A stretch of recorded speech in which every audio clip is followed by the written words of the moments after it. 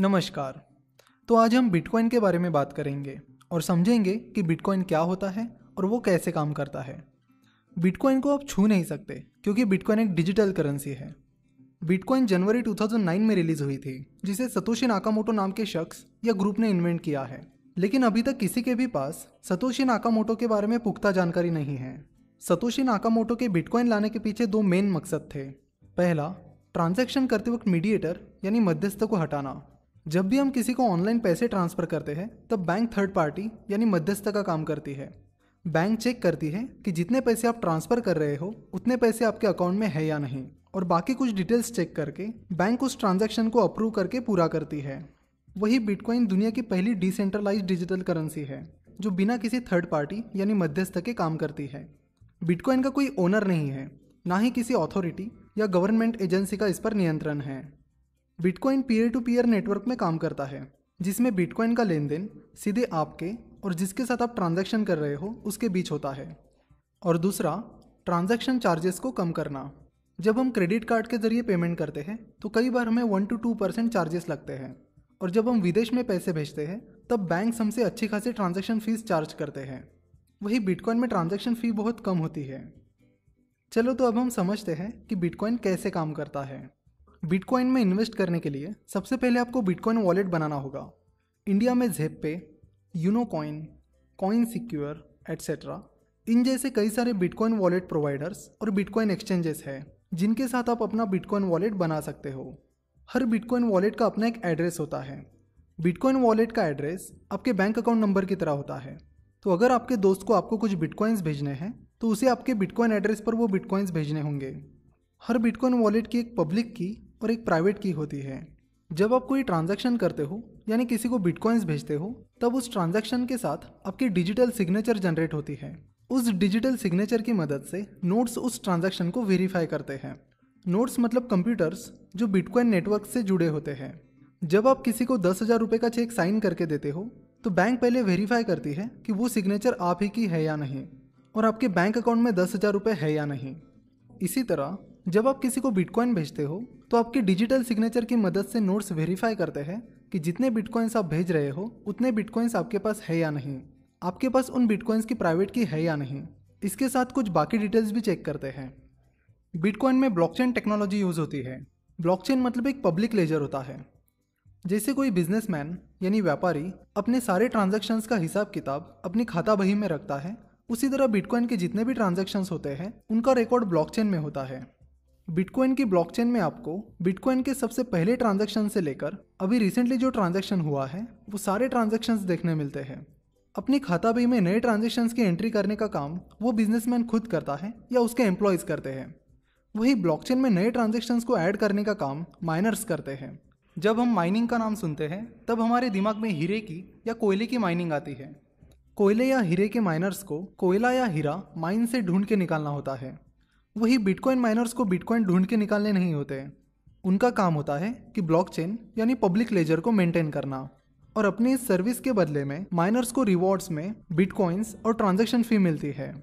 जो bitcoins miners को reward में मिलते हैं वो नए बिटकॉइंस होते हैं जो सिस्टम में पहली बार जनरेट हुए हैं। जो भी नए बिटकॉइंस बिटकॉइन मार्केट में आते हैं वो माइनर्स के जरिए ही आते हैं।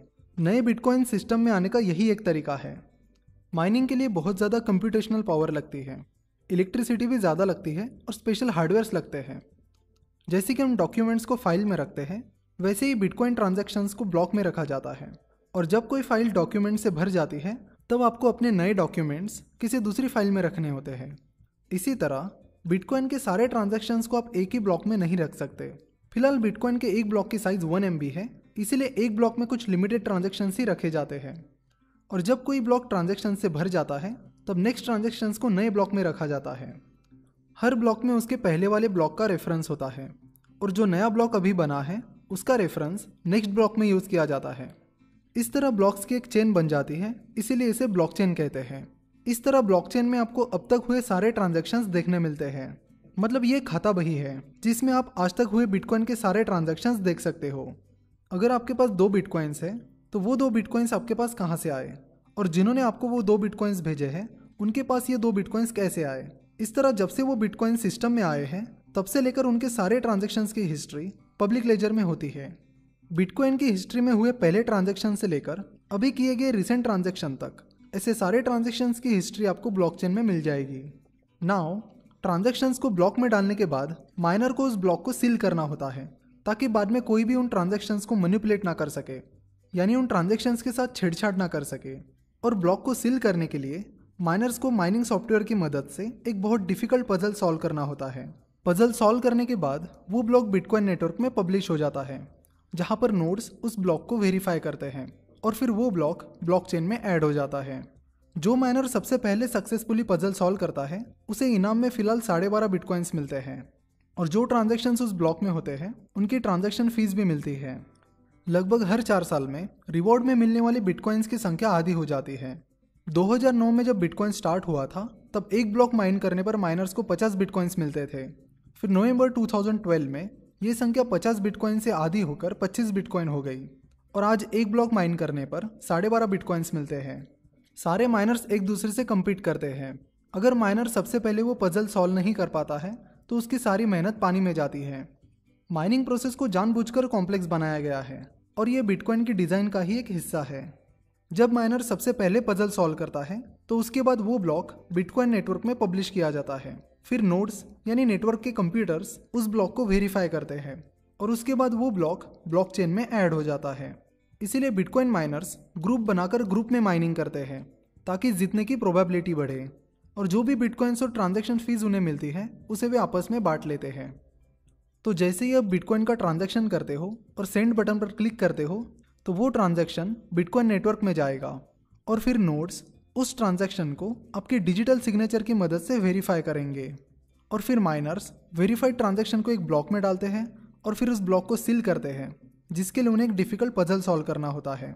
और पजल सॉल्व करने के बाद वो ब्लॉक बिटकॉइन नेटवर्क में पब्लिश किया जाता है, जहाँ पर नोड्स उस ब्लॉक को वेरीफाई करते हैं, और फिर वो ब्लॉक ब्लॉकचेन में ऐड हो जाता है, जहाँ पर अब सारे यूजर्स उन ब्लॉकचेन ट्रांजैक्शंस को देख सकते हैं। ब्लॉकचेन, क्रिप्टोग्राफी, हर ट्रांजैक्शन के लिए यूनिक डिजिटल सिग्नेचर, ये सारी टेक्नोलॉजीज बिटकॉइन को सिक्योर रखने में अहम भूमिका निभाती है। बिटकॉइन की प्राइस सप्लाई एंड डिमांड के कारण चेंज होती है। अगर बिटकॉइन की डिमांड ज़्यादा है और सप्लाई कम है तो बिटकॉइन की प्राइस बढ़ जाएगी, और अगर बिटकॉइन की सप्लाई ज़्यादा है और डिमांड कम है तो बिटकॉइन की प्राइस कम हो जाएगी। पिछले 1-2 सालों में बिटकॉइन की बढ़ी हुई डिमांड के कारण बिटकॉइन की प्राइस तेज़ी से बढ़ रही है, और बिटकॉइन की प्राइस अभी 2017 में 1600% से भी ज़्यादा बढ़ी है। बिटकॉइन इस तरह डिज़ाइन किया गया है कि पूरी दुनिया में total 21 million that is 2 crore 10 lakh bitcoins he issue होंगे। उसके बाद नए बिटकॉइंस आना बंद हो जाएंगे, यानी साल 2140 के करीब नए बिटकॉइंस आना बंद हो जाएंगे।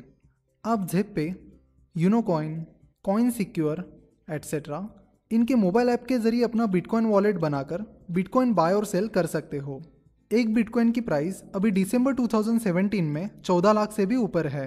लेकिन ज़रूरी नहीं कि आपको पूरा एक बिटकॉइन ही खरीदना होगा। आप बिटकॉइन फ्रैक्शन में भी खरीद सकते हो, यानी आप सतोशी खरीद सकते हो। 10 करोड़ सतोशी मतलब एक बिटकॉइन होता है। बिटकॉइन के नेक्स्ट लेक्चर में हम बिटकॉइन के रिस्क और रिवॉर्ड्स कवर करेंगे। ज़रूर इस वीडियो को अपने दोस्तों के साथ भी शेयर करें ताकि उन्हें भी बिटकॉइन कैसे काम करता है इसके बारे में